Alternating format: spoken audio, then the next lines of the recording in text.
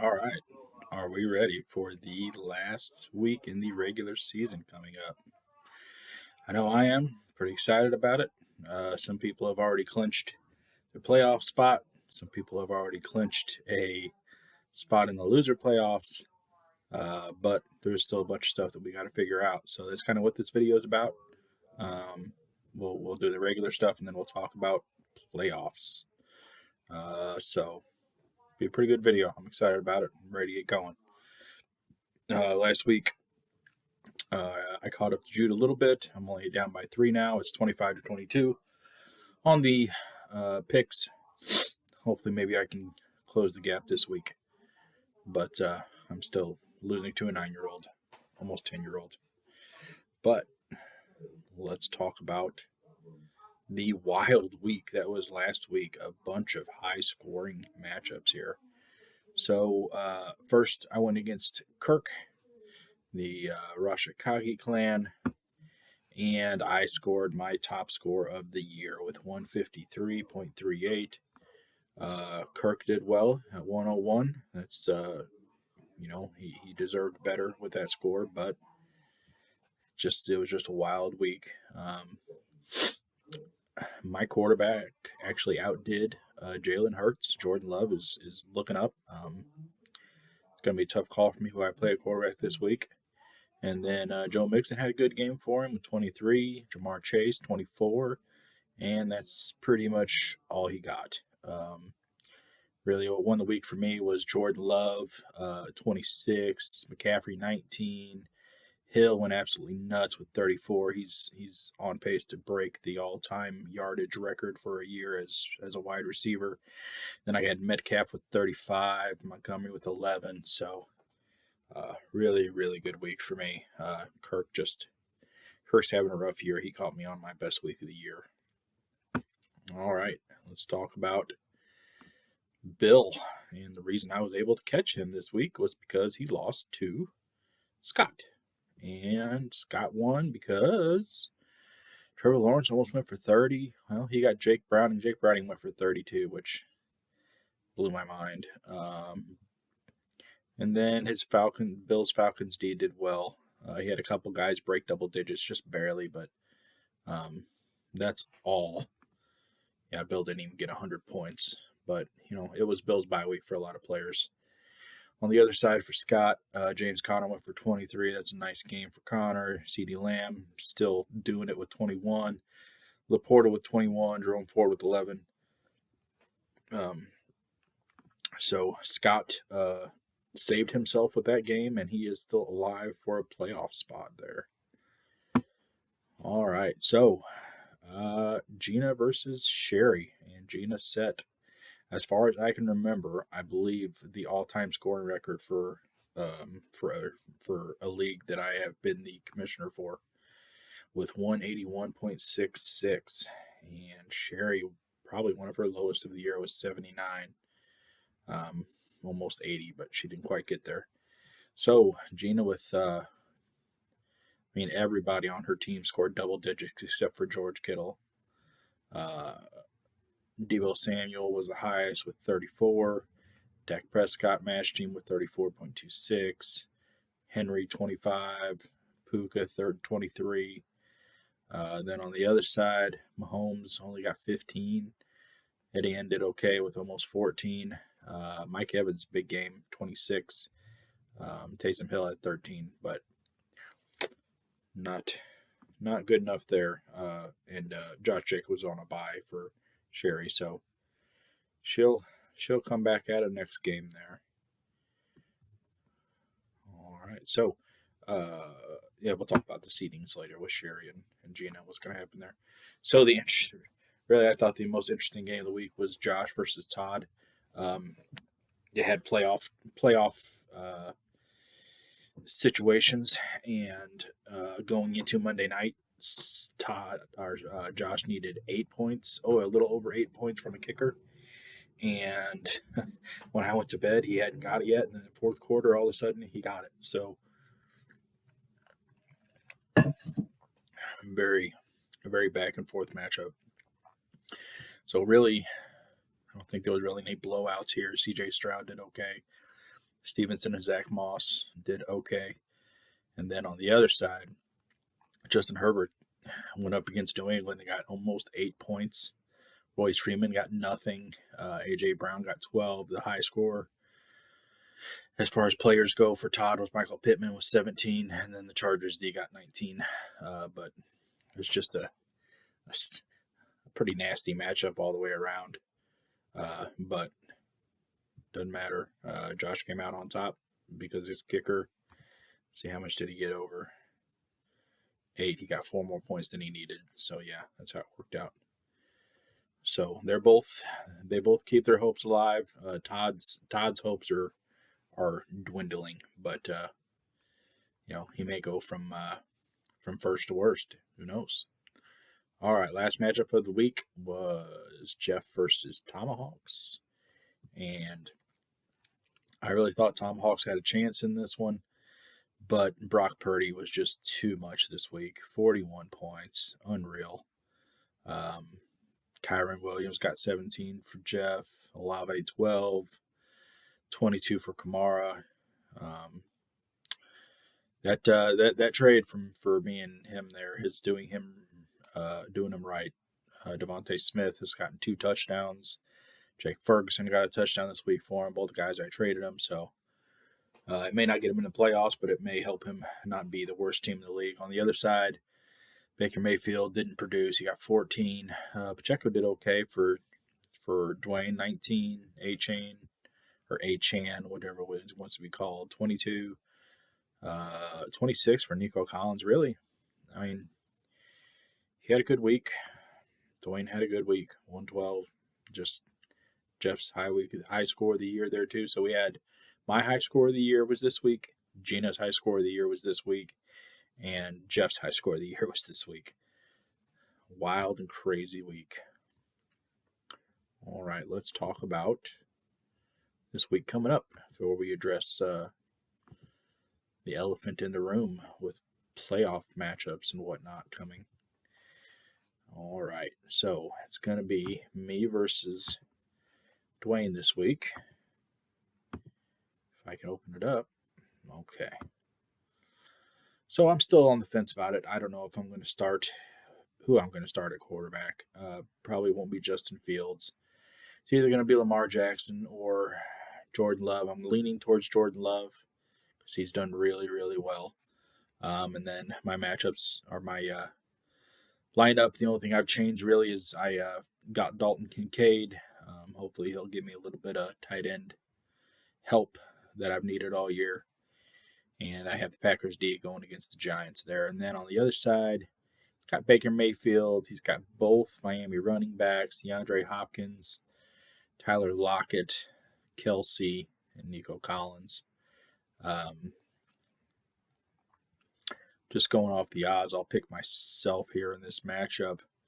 But if Jordan Love doesn't produce, it could easily go the other way. But Javonte Williams has a good matchup against the Chargers. They're not playing any defense. McCaffrey's got a good matchup against Seattle.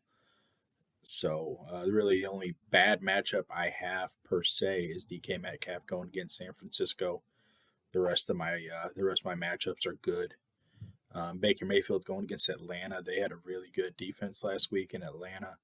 Tennessee has a decent defense from time to time, and Tyler Lockett's going against San Fran, just like my guy, but my guy's the number one receiver there. So I don't know. Nico Collins going against the Jets is not a good deal. But so I'll go with me there against Dwayne. All right. Ugh. So Scott draws Gina this week after her massive score last week. So Gina's got the Dallas Cowboys going against Philadelphia with Dak Prescott and Pollard. San Francisco showed last week that Philadelphia is beatable, and their defense is not as great as they have been. So they could do okay. Tebows Samuel's got a good matchup with Seattle. Miami can't play defense very well. Derrick Henry there should do okay. Puka's going to have a tough time against Baltimore. Yeah, I don't. I guess really Gina's top four is going to have to carry her through this week there, but they're more than capable of doing that. So on the other side, Jared Goff's going against Chicago, and Madison. I really don't like Alexander Madison whatsoever. Eckler has not been himself recently. I don't know why. CeeDee Lamb will get between somewhere around 20 points. Calvin Ridley there. Sam Laporte is a beast. I wish I had picked him up. Boy. Gina's got to come down to earth at some point, but I don't think it's this week. Dak Prescott is projected to get 31 points. What in the world? That's insane. I don't know if I've ever seen a quarterback projected to get 31 points. That's a little wild. I'll give it to Gina, but I think that's wild. Never seen that before. All right, so Bill has his team back together here this week going up against Kirk. The only person he's really got in there that he usually plays is Kenneth Walker, who's on the bench. Really, Bill lost Devin Singletary whenever Dameon Pierce came back, and Kenneth Walker is now pretty much getting replaced by Zach Charbonnet. So that kind of hurts him a little bit on his scores there, because he's got to play Breece Hall, who hasn't been doing much. And then for Jahmyr Gibbs, he's a heck of a wide receiver or heck of a running back who catches passes, but he loses all of his touchdowns to David Montgomery. Then on the other side, Jalen Hurts is going against Dallas, which might be a tough matchup for Philly again this week. Mixon and Jamar Chase, I guess they'll do fine. Evidently, Browning's going to be a serviceable quarterback there. Garrett Wilson's still going to do crappy. Kyle Pitts won't do anything. Who knows what Dameon Pierce will do? I'll have to give it to Bill. It's just too many unknowns on Kirk's team there for me.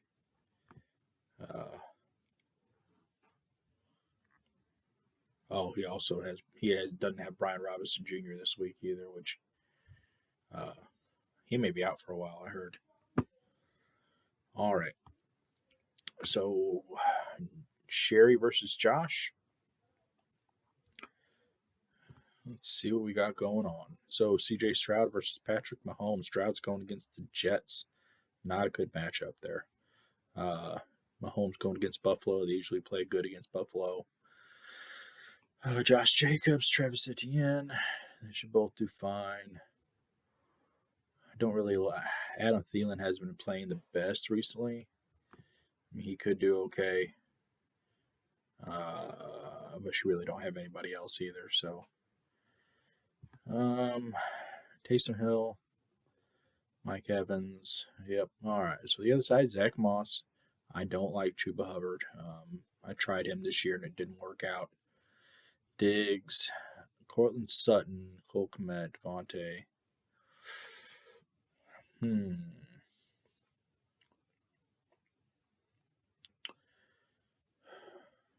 Oh, I'm gonna go with Old Faithful this week. I'm gonna try to catch Jude. I'm just gonna pick the highest percentage winners, and that would be Sherry. So I'm gonna go with next round, our next game. Detonator versus Just In Case. So Just In Case has a chance here to play spoiler. He if Todd loses, Todd is done. So Just In Case can spoil his season here and make Todd fall into the loser playoffs for sure here. So Brock Purdy going against Seattle. That should be just fine for Jeff. Barkley, Kyron Williams. Olave's a stud. Devontae's a stud. Ferguson's a stud. Looks good on that side. And then Toddy. I don't like Njoku. Aaron Jones. I wonder why he's not playing Aaron Jones. What's Aaron Jones's? I haven't done this before. Clicked on a player and read why. But I find it interesting that Todd does not have him in his lineup. So we're going to see why he's not, if I can.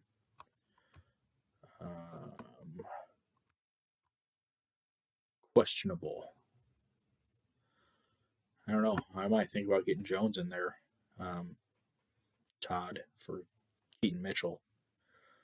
But that's what I see there. Jeff, I'm surprised Jeff doesn't have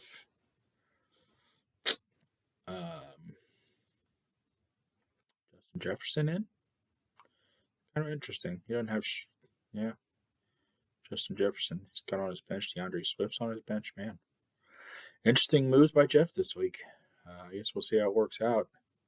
I'm still going to give it to Jeff because I like the matchups better. I think Jeff's actually got a solid team here now since he's got it figured out and he's got players back. So give it to Jeff there. I think Todd falls out of the playoffs. Todd's got a chance of going first to worst.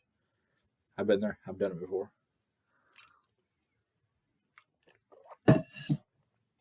I won first 2 years I ever started the league, and then the third year I was worst team in the league. All right, so that's all said and done. Let's go some standings. So Gina and Sherry have clinched buys in the first round. They've also clinched a playoff spot, of course. Gina is over Sherry because she has more points for right now. Let's look at the points for here. So points for are going to be Bill, and then I'm 7 points behind Bill, so I could catch him. And then it's going to be Gina at 1408, so she's almost about 60 points behind us. She probably won't catch us.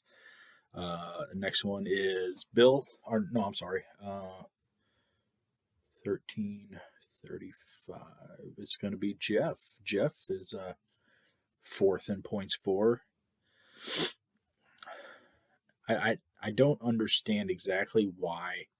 If someone knows and they can explain it to me, go ahead. Why Bill and myself have clinched a playoff spot. It says we've clinched, but I don't really understand why. Like, I guess the matchups somehow prevent us from losing our playoff spot, but I cannot really. I've looked at the matchups and I can't really figure it out, but I'll go with what ESPN's telling me, that me and Bill have also clinched playoff spots.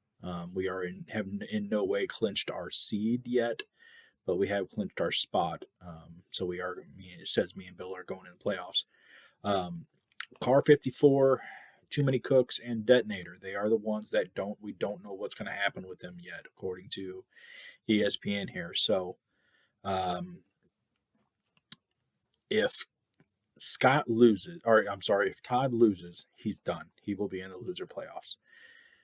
If Todd wins and Cooks or Josh loses, then Todd could catch them, and then it would come down to points for who makes it in.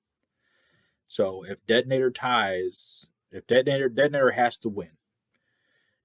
If he wins and Josh and Scott both win, nothing changes. Detonator's done. If Detonator wins and one of those two loses, and Detonator has more points for than them, then Detonator is in. Let's look at the points for fun for those three.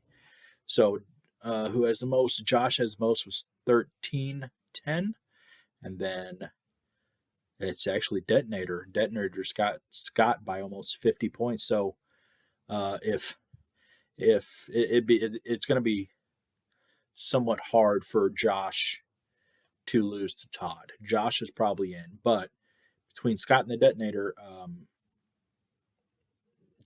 if Detonator wins, Scott loses, Detonator will probably go into the playoffs and Scott will drop down to the loser bracket. So really comes down to Jeff versus Todd this week. It's going to be the most interesting matchup. Really, that's the only matchup that can really change things. Besides, of course, Scott and Josh, and who they're playing. If they win, they're in. That's pretty much how it goes. Josh and Scott have to win this week to ensure that they're in. So let's talk about how playoffs are going to go. So after this week, of course, 1 through 6 in the rank are going to go in the playoffs. 7 through 10 will go into the loser playoffs. So the first and second rank will get a bye in the first round. They will play each other, but it will be for nothing, and it will mean nothing. It's just something to keep them interested. Seed 3 will go against seed 6. Rank 3 will go against rank 6, and rank 4 will go against rank 5.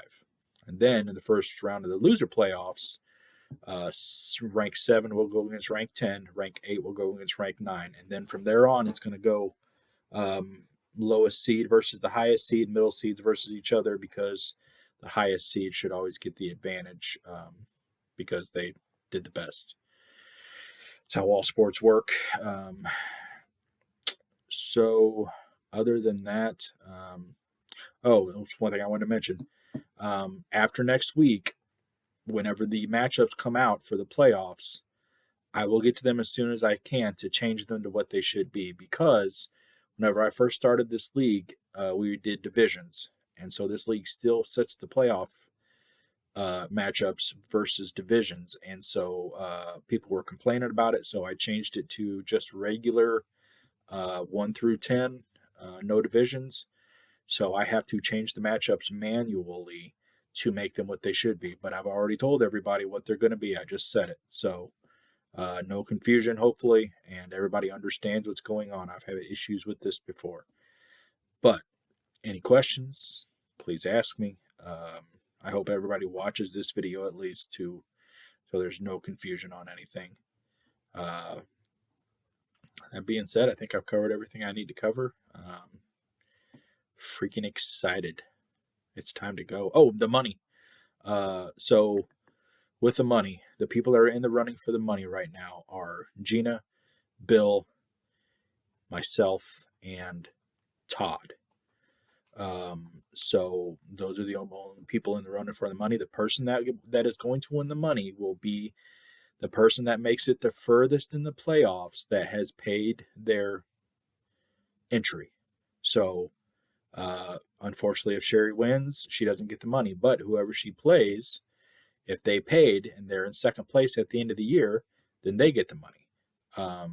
So that's how it's going to work. So whatever team that paid their money, that is further that ends up furthest in the playoffs at the end, will win the money, which is $280, right? Well, yeah, $280 is where it's going to be. So, all right, I'll go get Jude and see if I can catch him this week.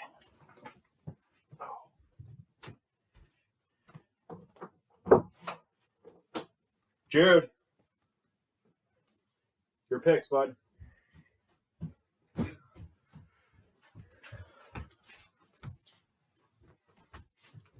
Let's see. Let's get this camera on, see if it can see or not. Hold on. I think that Najee Twa will beat Tomahawk's Tomahawk. I think that Resort Queen Fan will beat Too Many Cooks. I think that the Aracacage Clan will beat You're My Team. And I think that Outrageous will beat Car 54, Where Are You? I also think that the Detonator will beat Just In Case. All right, there you go. I gained a point on you this week, Jude. You're at 25 and I'm at 22. I'm only 3 behind now. All right. Only this week to go. This is it. And then playoffs start. Let's do it.